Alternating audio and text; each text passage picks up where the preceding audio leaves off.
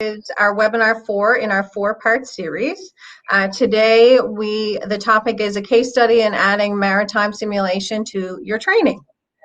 So I'm Allison Crawford. I'm the marketing specialist here at Virtual Marine. If you are attending live, please note that we have a chat pod here on the right of the webinar. If you have any questions, please enter them in the chat pod, and we will follow up with questions after we are finished. I am pleased to welcome, I'm going to change our view, pleased to welcome Nick Romolo here with us today. Nick is our sales lead out of the US, and he is based near Houston. He's joining us today so that we can walk through the process that Nick went through with our company, Virtual Marine, a few years ago when he was in a different role at Rowan. So welcome, Nick. Hello, Allison. I hope you're doing well today. Yes, I am. Good morning to all, whatever time it is in your area.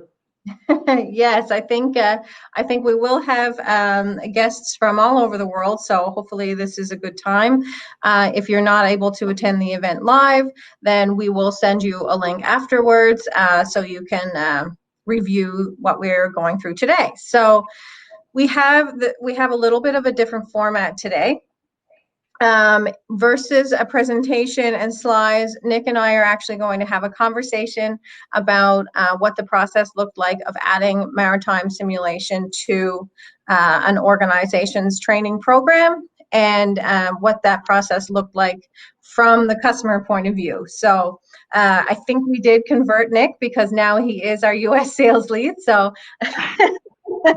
we converted Nick into a fan, and but I think it's really important to go through this process as many are doing right now.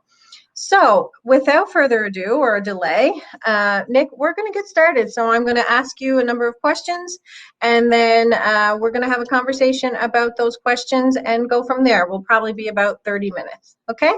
Yeah. Great. So, Nick, can you give us a brief overview of your position at Rowan and what your main responsibilities were at the time?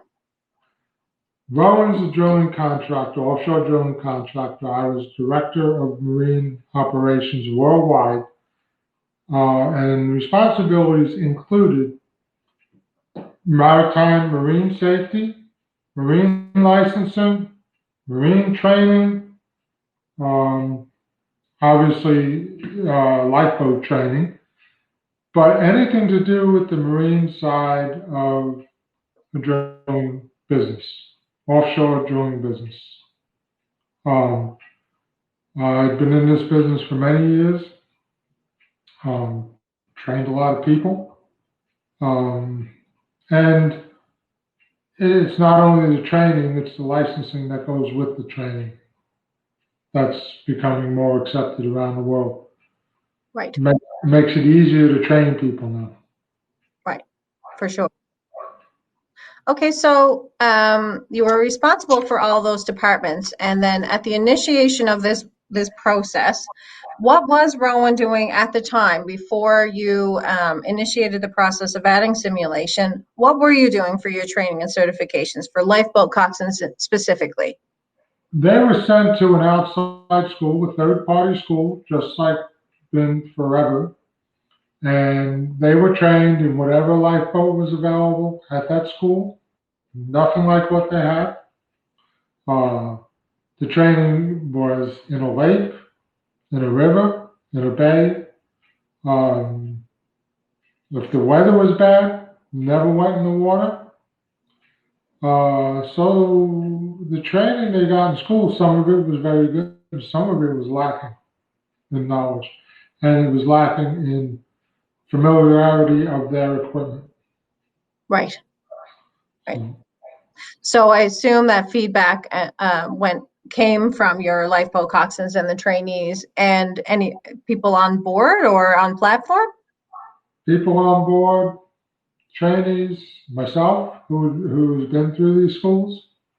But we used to also train in the actual lifeboat offshore before. That is something that is not as common as it used to be. Right. So there still has to be some training. People have to learn the boats and learn how to operate them in all different types of environments and Right. conditions. Hmm. Right. And we and and all over the world. So you could be Newfoundland, North Sea, Gulf of Mexico. They're very different. Yeah. That's correct. So when you first started talking with Virtual Marine, were you receptive to the idea of simulation training? I was completely against it, Allison. I had a feeling that might be the case. 100% against it because the person that is all hands-on training. That's the way I learned, and I thought I learned well that way.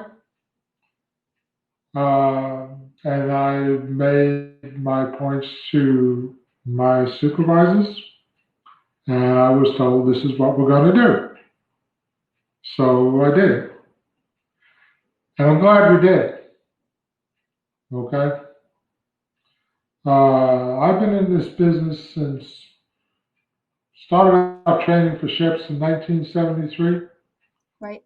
and this is probably the best piece of equipment I've seen for training people in all those years. Right. And that's not because I'm the sales lead. That's because I was involved in training 400 or 500 people. A Right. lot of those directly, and I've seen the outcome of the Right. training. Yeah, that is my next question is what really was it that convinced you that this was the train from where you were before to now and this is the way to train? Well, actually, the first time I used the simulator myself, way back in the beginning, I noticed that we could do things that were not able to be done offshore. Anybody could launch a lifeboat on a beautiful day, no wind, no seas, but even put a 5 foot sea in there and some wind. You don't practice in that. No one will practice in that. Then you go to 20 foot seas, then you have a major problem. Right. Or you have an emergency on board and you have to evacuate people. You can't simulate a real emergency. And I noticed when we operated the system, we could do all that. Right. You know, like I said, launching on a beautiful day is easy. Launching in heavy weather is tough. Um, and you even get your adrenaline going, and it almost feels like you're in a real thing, Mhm. real situation. Yeah. When you step into that enclosed cabin, it definitely helps you feel like you're really there. I've seen people come out sweating and shaking and seasick, Right. and that's without motion. That's the Right. stationary cabin. So I don't know how simulation works with the brain, but it definitely works with the brain if people come out in that situation. Right. Right. They feel like they're there. They do. Yeah. So, and in to that end, do you feel like because they felt like they're really there that prepares them for that environment, that Yes, level of stress, in yes, your I do. opinion? Yes, in my opinion, from what I've seen people in all that training, uh, from their responses after the training of how um, they felt more confident. They Right. felt like they learned something as opposed to just going in a lifeboat on a nice day. You learn the basics, but you can't learn more than the basics. Right. Okay. Be it in a training school with a lifeboat or training offshore. Okay. That's great. Thank you. So we talked a little bit about how, what convinced you. So once you were convinced, obviously there was a process of adoption. What did that look like for your organization, and how did Virtual Marine, how did we help you with those steps? Okay. Firstly, a lot of people in the organization were against it, like I was. Um, and we went through and we had them come in and use it before we started training. We had U.S. Coast Guard and other regulatory people in. We had Virtual Marine come in and actually help us with the regulatory authorities to make sure we had everything down. They helped us set up what training we needed. Then once we were ready to go, we took the first group of people in. They didn't want to go. Usual thing, their time off, we have to go to another school. And when they came out and they finished that day, they were extremely happy. Okay? And what made it easy, when they left, they started calling other people up and said, you have to try this, you have to do this. Okay? And what we saw, and I've even discussed this with Virtual Marine, what we saw were people having fun while they were learning. Right. And that, think about it. If you're having fun, you remember it a lot better. You enjoyed what you did. If it's the same old boring thing over and over again, you don't remember. Right. Right. And these people, when they left, a lot of them said, okay, we've gone to school, we've operated a lifeboat, but now I feel I could do this in an emergency, in high winds and seas, or a blowout, or a sinkage, or something along those lines. Right. And I assume that the immersive cabin that you had originally was modeled after the most common lifeboat in your fleet. Is that correct? Yes, that was modeled after a single fall lifeboat, and that was the exact lifeboats probably 90% of the fleet had. Okay, excellent. So I know that you said the Virtual Marine helped with so did we help, in what ways did we help? Did we help with regulation or curriculum? A lot with curriculum, getting it right, getting it the way we needed it. Mm-hmm. A lot with helping us get our regulatory authority, our RO, to approve what we were doing, which was a long process, but it was done. And they were there every step of the way. And I will say, anytime we had a problem or an issue, which we didn't have any repair issues, they were available for that. Right. Just a phone call away. So that's great to hear. So I know you said that from the trainees, the response was great, and they were inviting more to, basically telling more that they had to participate in this type of training. Was that felt throughout the organization once you got into it? And actually, I'm going to back up after that. But how was it felt throughout the organization?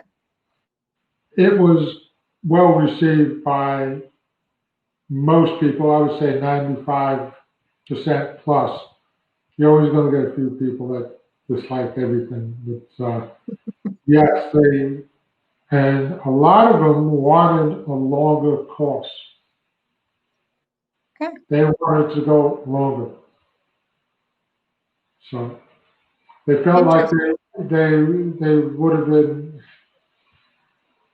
happier doing more exercising in the simulator. That's interesting. Usually the feedback is they don't want to be on the course as long. So So, actually, I'm going to back up. And once you went through your regulatory bodies, were you able to provide certificates to your employees at that time? I know things have changed in the last few years, but I'm curious as to what that part of the process looked like. Okay, it took about 6 months to get a certification from our flag state, because there were no guidelines, no one had ever done it before. Right. And Virtual Marine was there every step of the way helping us. A lot of meetings, and they finally approved use of the simulator to issue a certificate, which, in conjunction with IMO 1486, operating parts of the lifeboat, not lowering and launching lifeboat, but operating parts of the lifeboat, and it would cover at that time SCCW licenses for our flag state.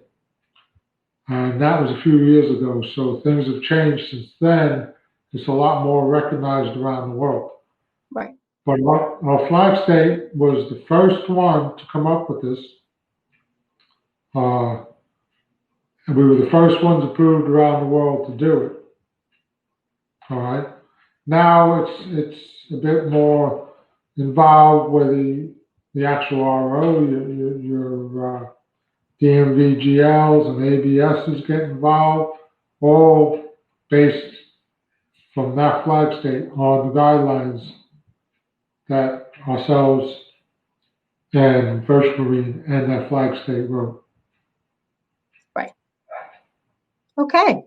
That's great. So, and since then, of course, you have experience of working with different flag states, of course, DNV and ABS, and things have come a long way from this certification point of view. So, before we go, I have one final question for you, and that is: so it's several years later now, and you work together with us at Virtual Marine. What do you think is the most important factor when an organization is moving towards maritime simulation? To realize that the training that they have in lifeboats is very lacking. Trying to get someone to launch a lifeboat these days in real life is hard. The training they receive from schools is good for what it is, but it's not all encompassing. And they get a real taste of what they could just about get a real taste of what's involved in being in a lifeboat if it's not very nice outside or there's an emergency going on.